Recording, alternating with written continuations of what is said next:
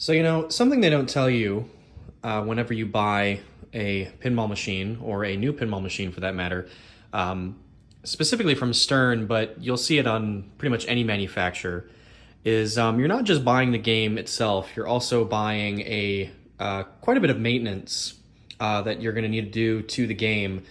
And this is something that I notice isn't really documented that much on the internet.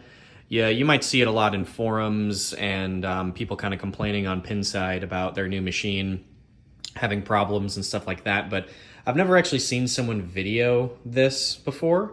So I kind of wanted to take the time and go over my experience with the Metallica Remastered Premium. This was my first new inbox purchase from Stern or any manufacturer for that matter. Prior to this, I've only ever bought used. And I decided to pull the trigger on this one just because I really like Metallica as a pinball machine, and the premiums were really hard to find in the wild back when the game was new, even with the Vault Edition that they ended up releasing a little bit later. And I felt like this was the perfect time to do it with a lot of the quality of life features that this game has and a lot of issues fixed from the original. Plus there's some new code and all that kind of stuff. But that's not really what this video is going to be about. I kind of just want to talk about all the stuff that I've had to do to this game since I got it brand new. As of filming, the game currently has around 250 plays.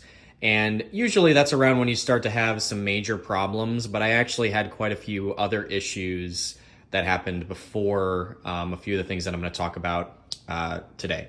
So without any further ado, I'm going to go ahead and kind of get into this. So the first thing that I had, and this was straight out of the box, so fresh from the factory, this ramp, wireform ramp here, was not installed correctly. If you can see, the edge pieces, kind of on the end here, stick out on either side of the exit of the ramp here.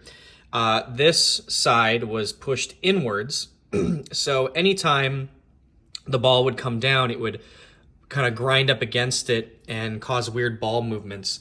Not a very hard thing to fix, but kind of annoying considering that this was straight out of the box from the factory. Again, not a very big deal, but when you spend, $10,000 plus on something, it can be kind of frustrating. And I think that's where a lot of the frustration comes from people who buy games from Stern, is you're paying, the price of, pretty much a car, and you end up with a product that has to be worked on almost immediately. And again, I don't mind that too much. I work on arcade games for a living. It's just what I do. But for somebody who maybe don't know a whole lot about pinball and the maintenance that goes into it, it can be quite troublesome. And I'll even go over my experience talking to Stern support, because this game does come with a warranty. And I'll kind of go over how that might be troublesome for someone who may not even know what they're doing. But that was kind of the first weird issue that I had. Again, not very difficult to fix, but it was something that I ran into. Something else that was happening out of the box quite often was the drop targets over here, these inline drops. They were not dropping if you hit them hard enough. They were just kind of bricking. And this was fixed pretty easily by taking the spring that attaches to the drop target and kind of bending it and extending it a little bit to give it a little more tension, so the force that pulls it down is a bit more consistent. Once I kind of did that, I stopped running into that problem, but it was, again, very odd. This is something that I feel like would be caught during prototyping or, early on in mass production. This was one of the first Metallica premiums off the line. I believe the manufacture date was either like a day or two after they started putting them on the line. So these are all going to be, hopefully, I would assume these issues will be ironed out on the next run whenever they do decide to do that. But I wouldn't be surprised if some of these issues end up popping up in the future as well. So that was my other problem. It was kind of strange, but it wasn't too big of a deal. So from that point on, there weren't any other issues mechanically, but out of the box, there is a very strange problem, and this is documented quite heavily. The orbits on either side of the machine, they do not feed very well to the flipper. So, for example, if you end up making some kind of a combo, like if you, I don't know, shoot the right ramp, ball comes down, you then shoot the left ramp, ball comes down, and then you shoot this orbit, the ball is supposed to go all the way around and then come back to your flipper. But what happens more often than not is the ball will hit this slingshot, causing the ball to ricochet and go out of control. And it's really frustrating because that's not how the game was designed to be played, and it's not how it's supposed to be. If you've ever played a pro on location before, you know exactly what I'm talking about. This is not supposed to happen. And unfortunately, the only fix that anybody's ever been able to come up with is to bend the actual wire frame. So again, this piece right here, out just a bit. And that seems to fix the problem for some people. I tried that, but after a couple of plays, it went back to doing the same thing. I don't mind the feeding from this side as much. It usually gives me a better opportunity to catch the ball, as a matter of fact, and get control. But coming in from this side is very frustrating because, again, if you know anything about Metallica, this orbit shot is a lot easier to hit than this orbit shot. So 9 times out of 10, you're going to be shooting the ball in this direction. So the feed from the left side of the orbit is kind of important. And the fact that it doesn't work right out of the box is really frustrating. And again, this is something that I feel like would have been caught during prototyping. The game is leveled correctly.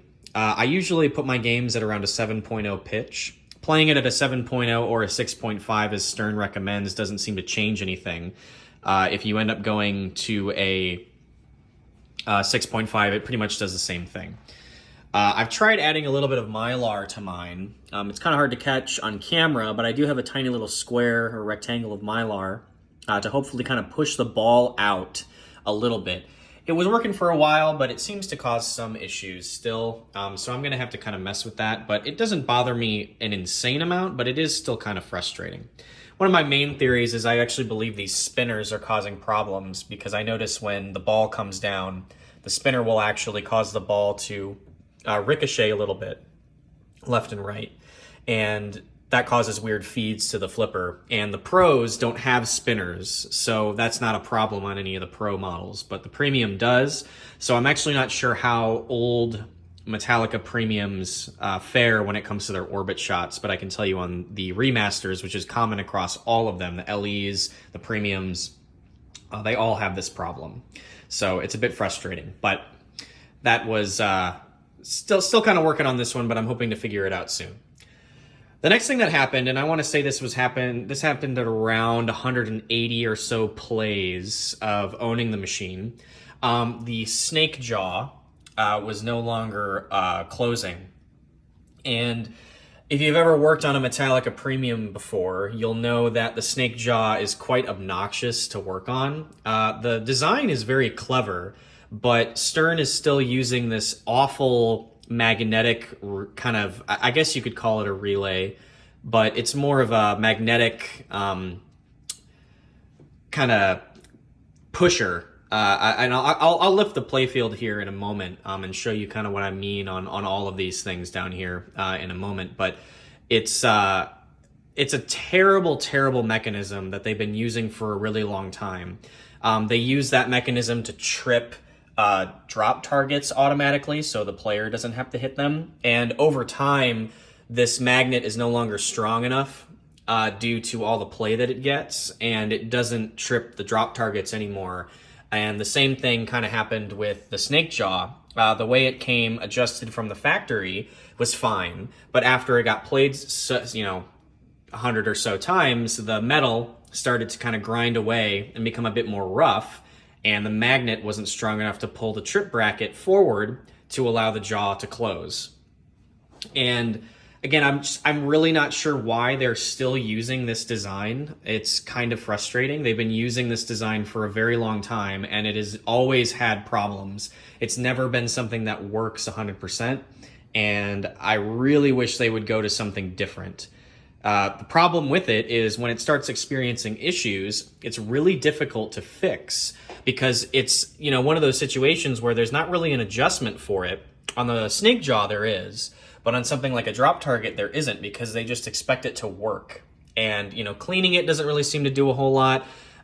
Bending the brackets doesn't do a whole lot. It's just very frustrating, and I'm not really sure why they keep doing it. But I'm hoping that it'll change at some point. I understand engineering takes a lot of money and it takes a lot of time, but I do think at this point it is time to change the mechanism for tripping anything, if you know what I'm talking about. And then from that point on, there really wasn't a whole lot. The game was playing pretty well, pretty decent. I did have some problems with these 72 seasons targets on each side. They were bent a little bit and kind of put in the game a bit loose, so they were bending left and right, or swaying left and right, I should say. And I had to take them out and kind of reorganize them and tighten them down. But once I did that, I didn't really run into any other problems. My final problem that I've run into, and this one, in my personal opinion, is the most egregious problem out of this entire machine. Everything else is relatively simple to work on. It's expected. Things are going to come out of adjustment. It's pinball. There's a lot of moving parts, a lot of stuff that happens in this game. But my biggest problem is this left ramp up here. If you look right now, plastic is actually broken. Again, there's a really small, not small, but a relatively large crack up here at the top.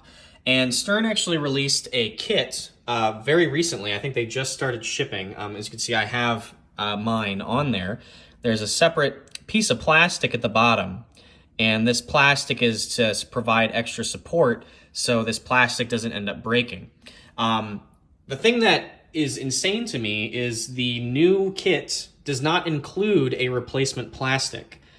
Common sense would tell you that if you are releasing a kit where the problem is a broken plastic, you would also in turn supply a replacement plastic. But they didn't do that, and it's wild. I work with arcade games quite a bit, a lot of modern arcade games. I work with various different manufacturers, and I've seen my fair share of upgrade kits be released. And I've never seen even the most stingiest manufacturers leave out a replacement part of the issue that they are fixing.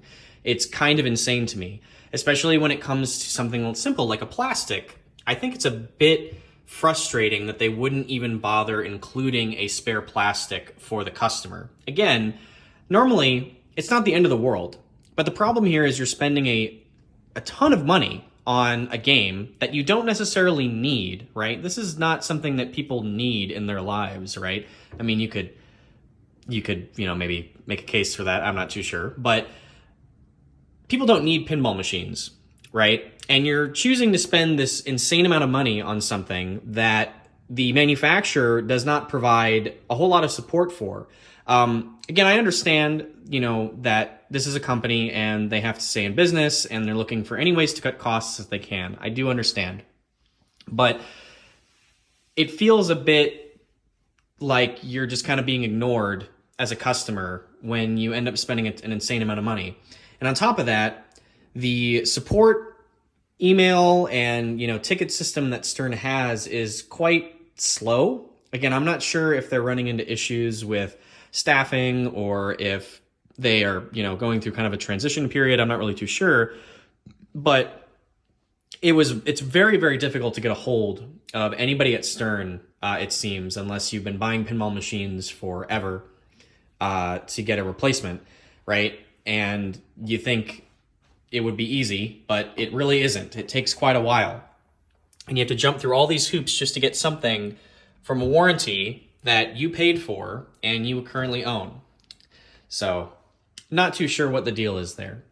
But in a moment here, I'm going to lift up the playfield and show you underneath and a couple of things that I worked on and a few things that were done. You can also see I decided to add the expression kit on the speakers.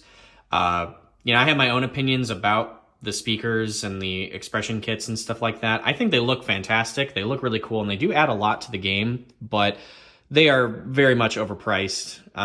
It's kind of insane how much money they charge for these things because they are literally just individually addressable RGB lights. There's nothing special about it. I mean, you could buy that LED strip off of Amazon for, $20, right? It's really not that special. The only thing you're paying for is the custom plastic brackets that Stern supplies on for the speaker brackets. Same thing goes for these expression side lighting. I don't have it on mine. They're currently all sold out. I haven't purchased it, but it's very difficult for me to pull a trigger on a $600 LED kit, essentially. When, I mean, you could buy a Samsung Fold 6 for that money. Like, it's kind of insane, you know. It does come with the art blades, which I do appreciate. You know, when you have the art blades installed, it does make the game look a lot cooler, but it is wild how much they are charging for these things. I'm really not sure. I'm very curious to hear what their profit margins are on them, because they have to be absolutely insane for something like this. Before I lift the playfield up, I just wanted to show a few things after 200 or so plays. This is what the Sparky magnet looks like as of right now. You can kind of see all the dimpling that's taken place on this magnet. Again, this is expected. This is just going to happen, right, over the course of playing the game. But it is kind of neat. I'm glad they fixed this magnet. If you know anything about the original Metallicas, the magnet would kind of destroy the playfield over time. And these have been tested in quite a few games, and they don't seem to run into any problems. So that's always good to see. And it might be hard to catch, but let me see if it'll show up. You can't really see it right now, but what happens a lot is if you're going for this scoop, you'll end up hitting this blue post right here, and the ball will kind of hop and land around right here. Actually, you can see it a little bit. I don't know if you can catch it, but there's a lot of dimples just kind of concentrated in this area, and that's all from the ball hitting this scoop post and kind of airballing over into this corner. So if you do pick up a Metallica Premium and you're kind of OCD about dimples on a playfield, I'd recommend putting some Mylar over there to keep that from happening. It's normally I don't really care too much about dimples. It's going to happen when you play a game, but it just so happens to be in just the right spot where the back glass, the translite back glass will reflect in just the right way when you're standing, and you'll see the dimples while you're playing. Usually you don't see them due to the lighting in the game. So without any further ado, I am going to go ahead and lift the playfield up and kind of show you underneath and what I've done to the game. All right, so this is the underside of a Metallica Remastered Premium. If you've never seen underneath one of these before, it's pretty interesting to look at, and it can be kind of overwhelming, especially if you've never seen underneath a pinball machine before. Especially a loaded game like Metallica. There's so many mechs, so many motors and solenoids and things in here that it can be kind of overwhelming to see what you're looking at. Once you look at these things for a while, though, you start to get used to it. You just kind of know what you're looking at when you look at it. I work on pinball quite often, so this isn't too crazy for me, but it's still pretty cool. And you can see here, this is the little subway where the ball travels when you lock a ball on the hammer. Here is the snake mechanism, and it's going to be kind of difficult to show off because of the way that the snake mechanism is kind of orientated. But way back there is that little trip bracket. And if you can imagine trying to adjust that, you know, it's not fun. You have to kind of take the whole thing apart just to get to it, and you won't know if it works until you reinstall it, which is really frustrating. I'm not sure if there was an easier way to do that, but who knows. You can see this is what I was talking about here, about the drop target springs. If I could get it to focus, I kind of push them up a little bit, give them a little bit more tension just so they drop quicker. This is going to wear them down faster, but you can buy replacement drop target springs on Pinball Life for like $1. They're really not that expensive. So if you ever need to get more, they're pretty cheap. Here you can see the mechanism for the grave marker mechanism here. It's pretty cool and pretty simple. And a lot of these mechs aren't really that crazy. I'd say the most complicated mech is either the snake jaw or the hammer lock, which has a whole bunch of stuff. Something else that I thought was kind of funny here is this node board. They have it lifted off the game because they needed to put LEDs underneath that strip. It's very interesting to see some of the creative solutions that they come up with for these games. You can see here's the flippers as well. They're still looking pretty good after about 200 plays. This has all been home use, mainly by me. I haven't really having anybody else play this game too often, but yeah. And then down here, again, you got your kind of set of pop bumpers. You can see the Sparky magnet back here, grave marker magnet, a couple of up posts for the back orbit and the Sparky effect when he kind of wiggles back and forth during the electrocution sequence. It's pretty neat. But yeah, I kind of just wanted to make this video to document a couple of the problems that I've run into with Metallica. You know, the earlier parts of the video might sound like I'm, frustrated and upset, or that I don't like this game or something along those lines, but I do really like this game. And I understand that it's part of the package when you purchase a machine, right? But I'm mainly making this video to inform people that if you're thinking about buying a pinball machine, especially within the next year or so, or maybe from Stern, and you're thinking of buying new in box, I just want people to be aware of some of the things that you will need to do to the game in order to maintain it in a home use only environment. Again, you would assume that if you bought a product, with an MSRP of around $10,000, that you could expect it to work for quite a long time without needing to do anything. But that's just not how it works with pinball. It's always been that way, and I don't think it's going to change anytime soon. I just wish that the customer service was a little bit better and there was a bit more communication on their end when it comes to stuff like this, because these aren't cheap. This stuff isn't something that you can just, say whatever, right? You're throwing away a pretty substantial amount of money for something like this.